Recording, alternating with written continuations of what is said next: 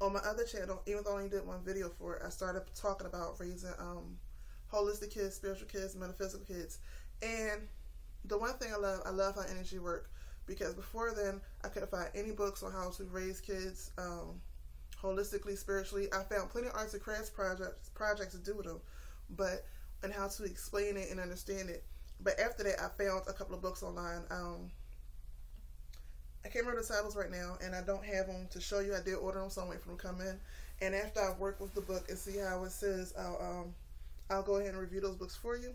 But the one thing I know for a fact that I've noticed is that, just coming from an energy perspective, be careful who your kids are around energy-wise. And I'm not just talking about from danger, seen danger, like rapists, pedophiles, drug dealers, stuff like that. I mean just regular, everyday people that just seems to have a negative attitude about stuff. Notice one of the big things you want to do is, especially when you're trying to protect your kids and their natural overabundance of positive energy, you want to do things. One of the things you want to very be careful of around your kids, especially us of this skin color, because we have a habit of doing it, and it's a reason why we do it, but we have a real big habit of doing that, is keeping them away from negative talk. And the reason why, even though they have an overabundance, if you say, one of the things I hate when people always say, especially this color, or I should say this generation now, is not really this color no more, or this complexion no more, is they have a tendency to say their children are bad. If you keep, first of all, you need to understand that the word bad actually means effeminate. That's one. So if you keep speaking that word bad into your children, you have one, that word effeminate, which is the original definition of it, and then a new connotation over top, and this is the energy that you're putting into your kids. So with that being said, this is the energy now you're putting in your kids. So since you're putting this into their kids, and they're not in a position where they know how to block other people's energies from attaching to them, now this energy is attached to your child, and you have to do a lot to get that energy back off your children. Getting back to what was I saying? Oh, be careful, because if they say one thing, now even though they only met your child one time, when they're speaking of your child to someone else, they're still speaking that negative energy into your child.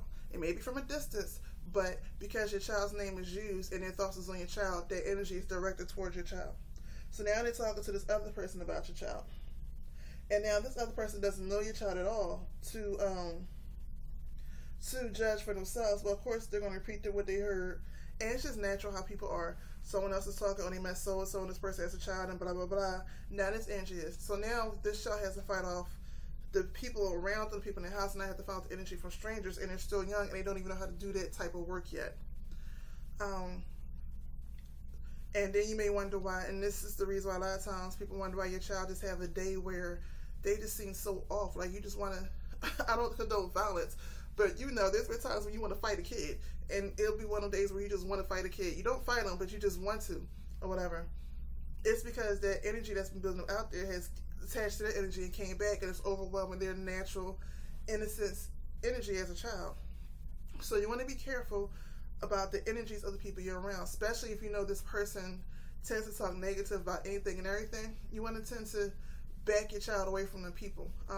There's a lot of other stuff you can do, and I'm not going to talk about that in this video, but I'm looking everywhere but at the camera. I'm so sorry. I'm sleepy. I'm distracted.